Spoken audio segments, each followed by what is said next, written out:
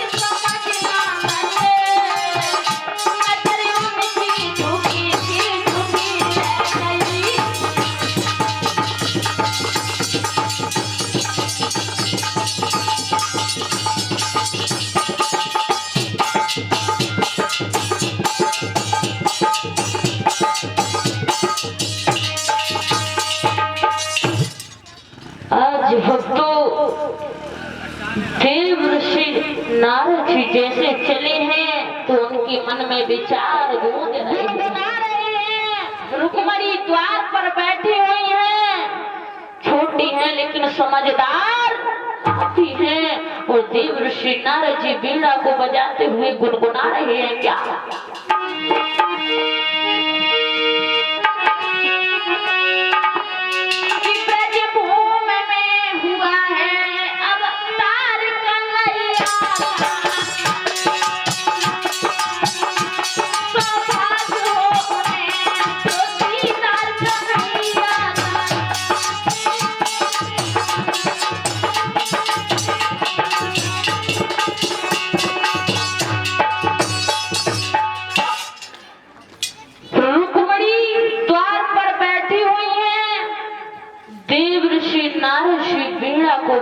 बजा रहे हैं और गुनगुना रहे हैं कि ब्रज भूमि में हुआ है अवतार कन्हैया का, और सौभाग्य हो उन्हें जो दीदार कन्हैया। जो रुक्मणी ने ये सुना कि ब्रज भूमि में भगवान का अवतार हो चुका है, हमारे प्रभु का अवतार हो चुका है। रुक्मिणी छोटी थी लेकिन समझदार काफी थी। आज रुक्मिणी मन में सोचने लगी है कि प्रभु का अवतार हो चुका है। अब तो रुक्मिणी क्या सोच रही है, ध्यान देंगे कि सोचने लगी रुक्मिणी मन में, जीवन दिन व्यर्थ हो रहे हैं। माया इस तरह विराज रही, माया बना सो रहे।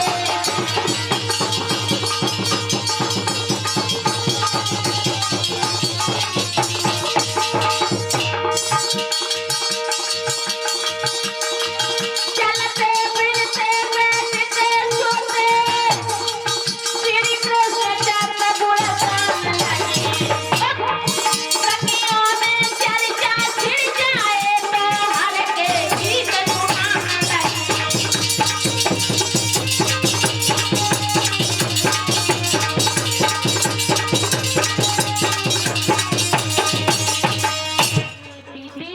अब तो रुक्मिणिया का गुणगान कर रहे हैं। अगर सखियों में चर्चा छिड़ जाती है तो भगवान श्याम सुंदर के गुणगान गाते हैं।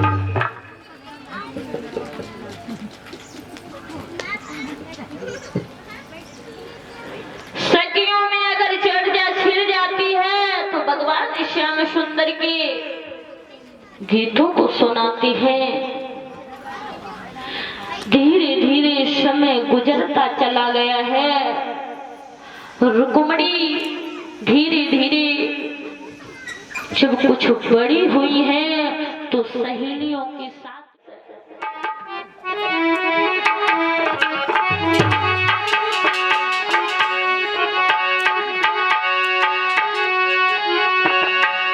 कि प्रजा के बसिया मेरी तेरा सुनो।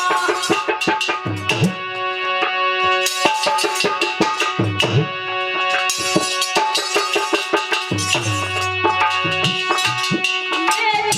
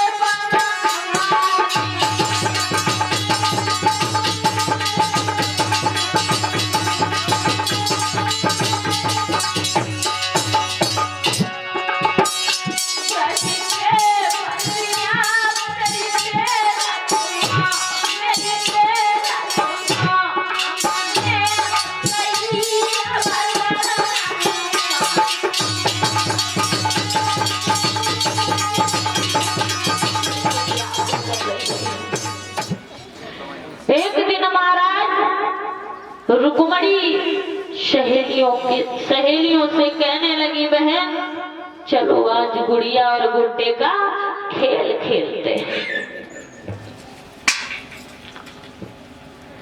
रुक्मणी सहेलियों के साथ में गुड्डा और गुड़िया का खेल खेलने लगी है। गुड़िया की शादी गुड्डा के साथ में कर रही है। तब तक रुक्मणी की मैया आ जाती है। रुक्मणी क्या कर रही हो? रुक्मणी कहने लगी, माँ कुछ नहीं, गुड़िया की शादी गुड्डा के साथ में कर रही है। रुक्मणी की मैया समझ जाती है हमारी बिटिया में बैठी हुई है, विचार कर रही है। जब हमारी पुत्री गुड़िया की शादी गुड्डे के साथ में कर सकती है तो इसको समझ काफी हो गई है, इसलिए मुझे शादी कर देना चाहिए। आज भक्तों रुक्मणी की मैया मन में विचार कर रही है। क्या विचार कर रही है?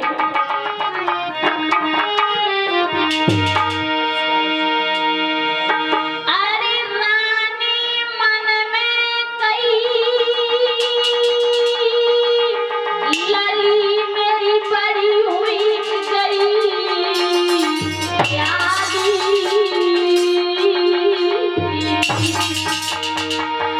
रुक्मणी की मैया आंगन में बैठी हुई है, हमारी बिटिया शादी के योग हो गई है।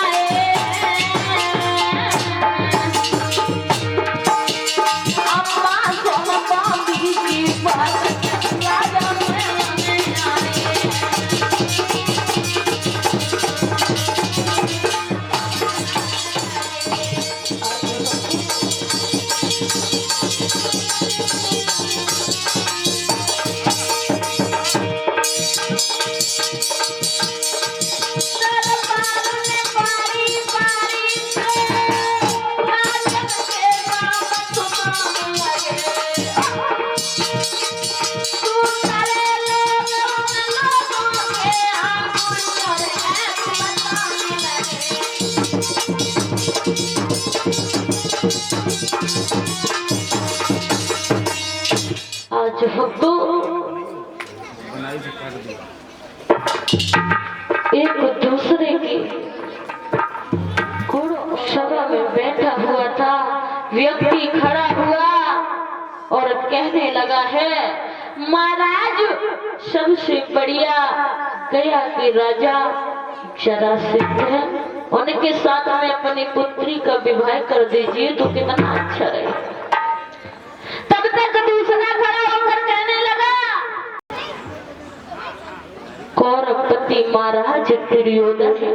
तीसरा खड़ा हुआ कहने लगा, वो तो बेईमान है, क्योंकि वो पांडवों को हिस्सा नहीं देना चाहता है। तब तक चौथा खड़ा हो गया और कहने लगा, भाई शोर क्यों मचा रहे हो, शोर क्यों मचा रहे हो? कहीं कह रहे हो इसके साथ में कर दीजिए, कहीं कह रहे हो इसके साथ में कर दीजिए। मैं बता रहा हूँ सबसे अच्छा पांडवपति महाराज युधिष्ठिर है। हाँ तो हमें नेकी देर का जब प्यार करो तो मैं तुम्हारे पतियन की कसम हो, जब तक भजन कहेंगे और जब तक लास्ट नहीं हो जाएगा तब तक हाथ नीचे नहीं करोगे। जिसको जिसे पति प्यारे हो याद कर लो।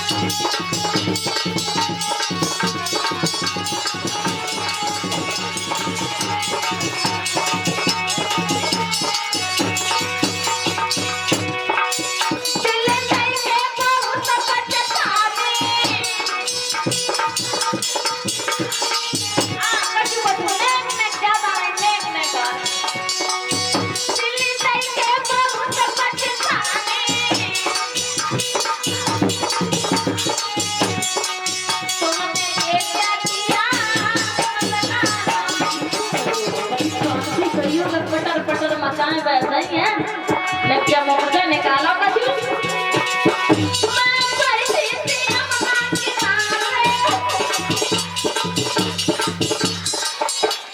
शास्त्री जी तो देखो क्या है जब मुख से निकालो कुछ कहा जाता है।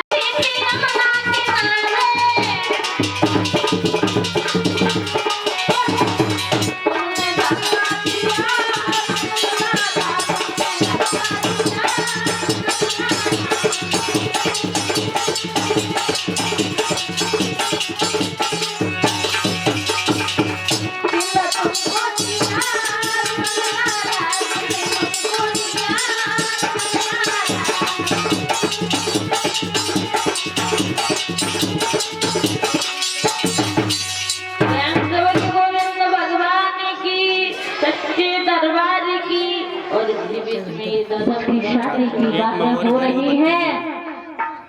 अगर आपकी नजर में कोई बदयोग हो तो बताओ।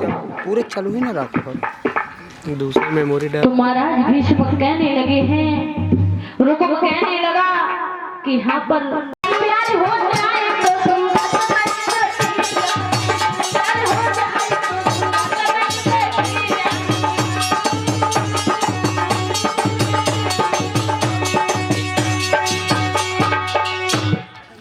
रुकमणी कहने लगी, पंडित जी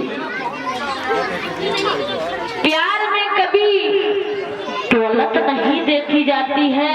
हमारा उनसे हित हो गया है, हमारा उनसे प्रेम हो गया है। ब्राह्मण देवता कहने लगे हैं। तो कन्हैया ने मंदिर के पास में रथ रोक दिया है, वहीं श्याम सुंदर खड़े हैं और आप चली जाओ।